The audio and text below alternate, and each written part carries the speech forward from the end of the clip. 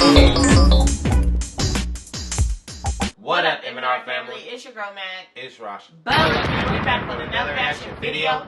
Let them know what we got today. Today we got MrBallen. The title of this is called Top 3 Places You Can't Go and People Who Went Anyways. Whoa.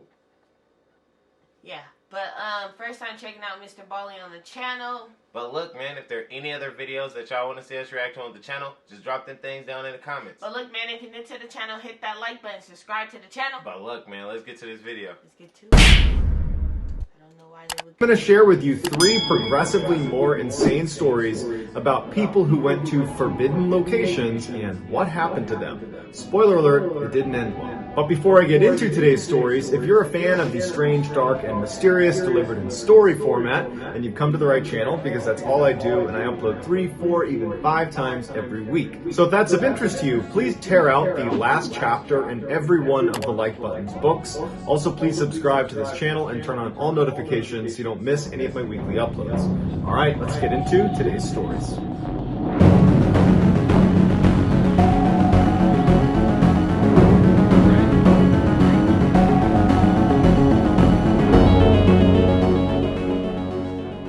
On February 27, 2015, 18-year-old Dalen Pua was visiting his grandmother on the Hawaiian island of Oahu. Dalen, who was a Hawaiian native himself, didn't spend much time in Oahu with his grandmother, and since he was here, he figured he would do the one thing he had always wanted to do, which was to climb the island's very famous and very illegal Haiku Stairs, or better known as the Stairway to Heaven. These stairs were a very narrow, rusty, not well-maintained, 4,000 steps staircase that weaved its way up the side of this Hawaiian mountain. It was built during World War II by the United States Navy because they wanted access to the top of this mountain where they had a secret radio station. After the war was over, instead of demolishing the steps, they allowed people to walk up and check out the view. But it was so dangerous and it was not well maintained that they eventually closed it to the public starting in 1987 and literally put a fence up and even put guards out to keep people from going in. But Dalen really wanted to do this. So that morning he tells his grandmother that he's thinking about hopping the fence and making the hike, and his grandmother's like, that's a horrible idea. Not only is it dangerous, but they're going to fine you thousands of dollars if they catch you doing it. Dalen backed down from what he said and he said, okay, I won't go. And he kind of played it off like, I'm not going to go on this hike. But sure enough, right after breakfast, he slipped out of the house, hopped on a bus, and he made his way over to the base of these stairs. Even though it was totally illegal and he was incriminating himself, he was so excited about going on this hike that he documented the whole trip by posting pictures of it to his social media. And so the first picture begins with him at the base of the stairs where he posts a picture as he's about to start this hike, and then all morning he's taking pictures along the way up these 4,000 stairs.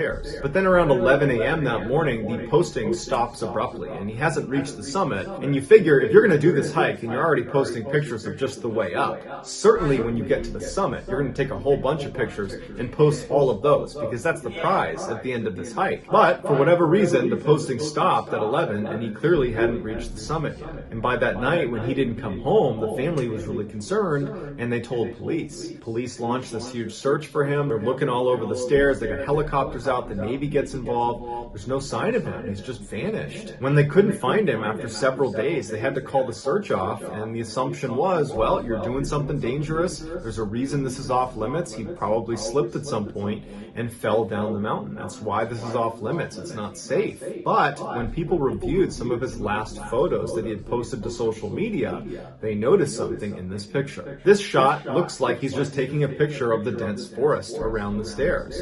But if you look more closely, there is a man very clearly crouched down a little ways down the trail that appears to be hiding. And many people believe that that guy was following Dalen and at some point attacked him. That Dalen didn't fall off the mountain, he was abducted or killed. To this day, Dalen has never been found, and that mystery man has never been identified. That's crazy. The most remote island in the world is Boule Island. It is an uninhabited 19 square mile chunk of rock and ice situated in the South Atlantic. If you were looking on a map and drew a 1,000 mile radius around Boule Island, there would be nothing else in it. There's no land, there is nothing. In fact, the nearest land is 1,100 miles away, and it's Antarctica. That's not permanently inhabited.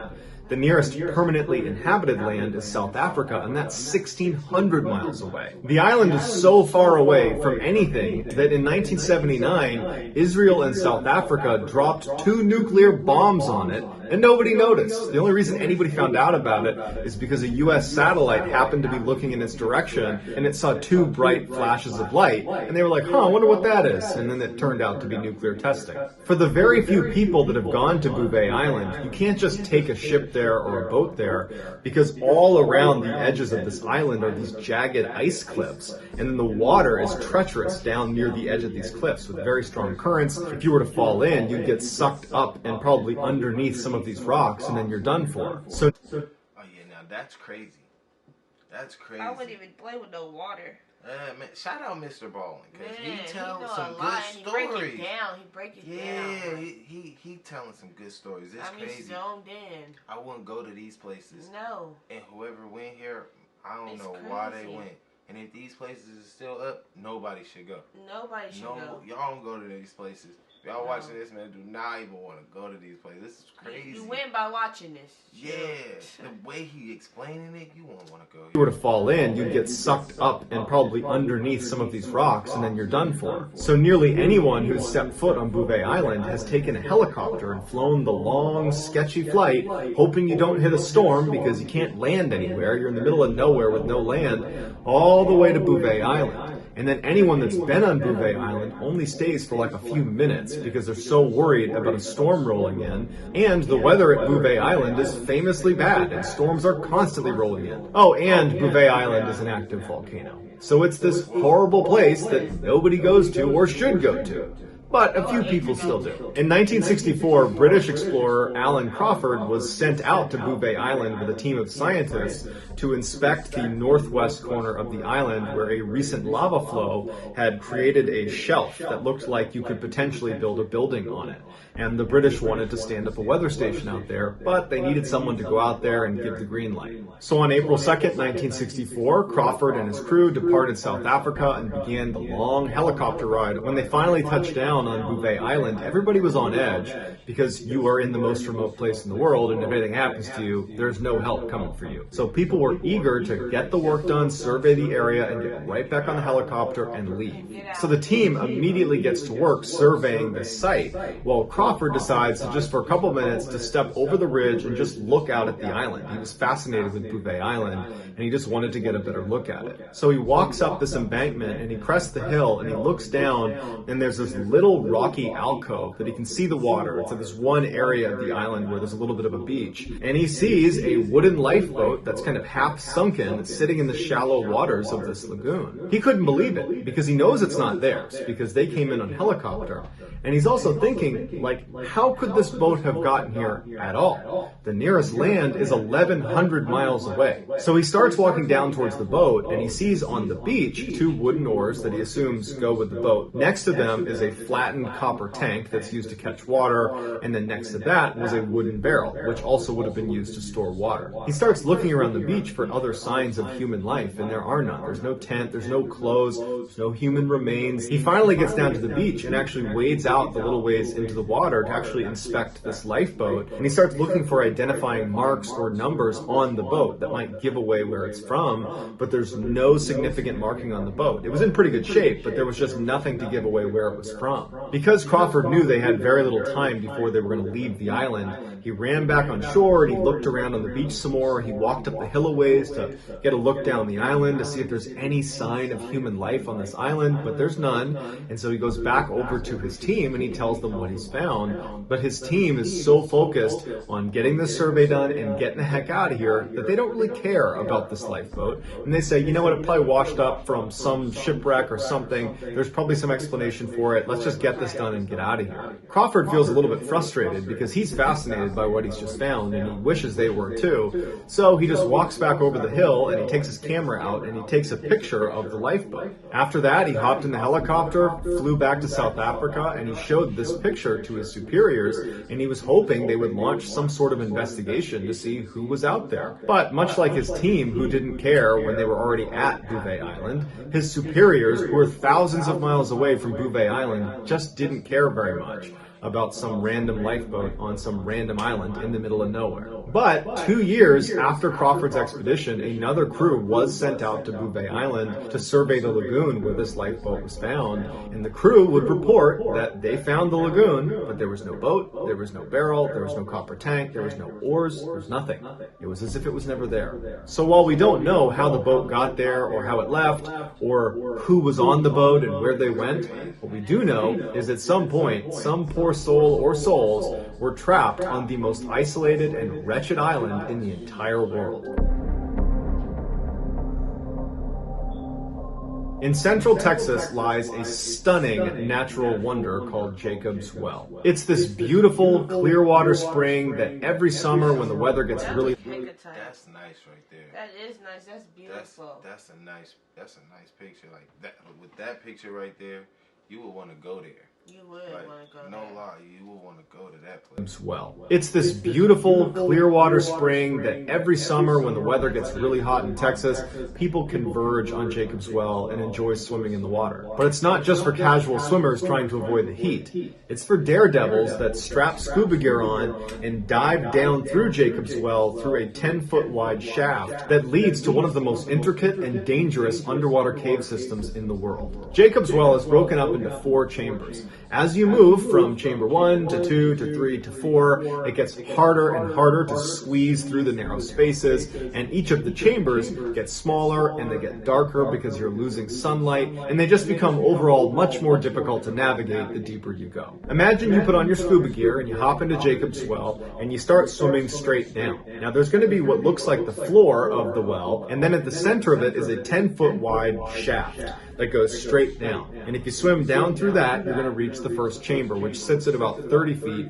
and goes all the way down to 55 feet. In that first chamber, the sunlight still hits, so there's algae, there's wildlife, and it's where rookie scuba divers will spend their time in Jacob's Well. At the bottom of the first chamber is another shaft opening, but it's more narrow than the very first one you went through, and that shaft, that tunnel, is actually what makes up the second chamber, and it brings you down all the way to 80 feet. So from 55 feet to 80 feet, you are in the second chamber, and it's basically a tube. Any diver that's going to be in Jacob's Well has to be aware when you are in the second chamber on your ascent to not go down the false chimney. The false chimney is this opening that looks exactly like the main exit out of the second chamber into the first chamber. But it's not. It's a dead end that loops around before you hit a wall, and you got to go all the way back out. So hopefully you have enough air at that point. The second chamber attracts novice scuba divers and intermediate scuba divers. You still have light coming in, but it's definitely more tight, it's more claustrophobic, and because of that false chimney, it's a little bit more hazardous going into the second chamber. If you continue down past the 80-foot mark, which is the bottom of the second chamber, there is a very tight squeeze that you can barely get through with your tanks on that will bring you into a very small room that is the third chamber. At this point, the sunlight is gone, and there's all the silt and loose gravel inside of the third chamber that if your fin so much as knocks it, it will float into the water and then it will blind you. The third chamber is only from 80 feet to 90 feet, so it's only 10 feet of water. Generally speaking, you only see expert divers going into the third chamber. At the bottom of the third chamber is this heavy metal grate that sits over this tiny little opening, and that is the opening to the infamous fourth and final chamber of Jacob's Well. No one can describe what it looks like inside of the fourth chamber because, one, as soon as you go in there, it's impossible not to kick up a ton of silt, so you're going in blind.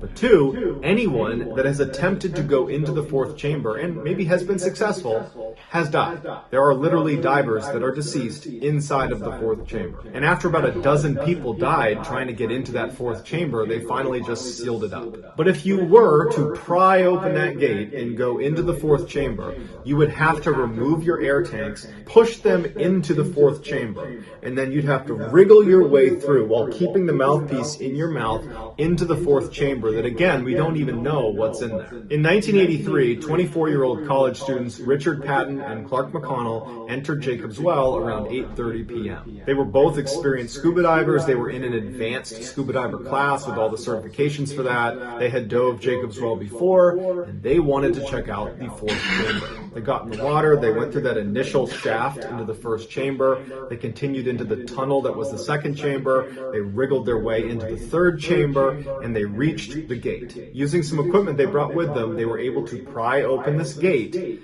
and Richard Patton was the first one to go into the fourth chamber. He removed his tanks and pushed them inside of this opening, and then he began headfirst to slither inside of this fourth chamber opening while Clark waited. And Clark would later say that as soon as Richard had pushed his way and had actually made it into the fourth chamber, Richard comes screaming up back out of the fourth chamber. And Clark realizes that he doesn't have a mouthpiece in. He doesn't have scuba tanks on. Richard is desperately trying to wriggle his way out on a breath hold because he's dropped his tanks, and he's reaching for Clark to help him get pulled through this hole, and he can barely get out of this hole. And as soon as he gets free, Clark takes his mouthpiece off and he jams it into Richard's mouth. And so they begin buddy breathing. One guy breathes while the other guy holds his breath, and then they reverse that back and forth, back and forth. That's not something you would do on a dive for a long period of time. It's an emergency procedure, and you need to get to the surface as soon as you can. So the pair calms down, they're buddy breathing, and they're making their way back up. They're leaving the equipment that they lost in the fourth chamber, and they're kicking their way up, and they get back into the third chamber.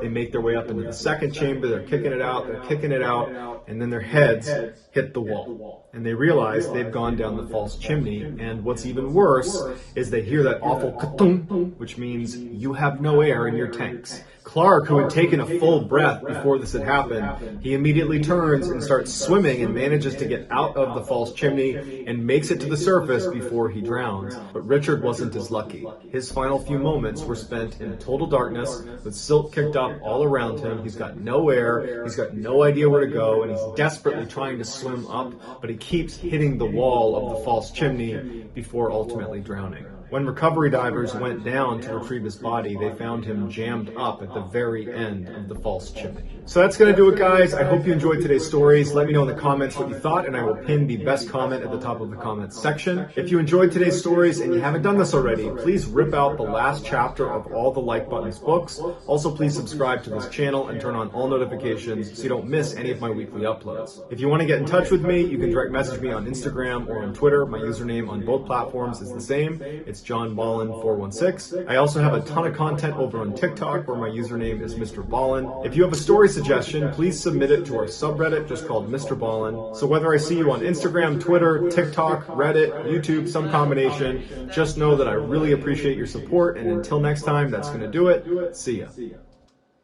This was good. Story. You know a lot. He explains a lot. He break it down to the net. For our first time watching this was tight. We gotta check out more. Check out more of him, yes. But look, man, if y'all got any other videos that y'all want to see us react to on the channel, just drop them things down in the comments. Look to the channel, like the video, subscribe to the channel. But look, man, we catch y'all in the next video.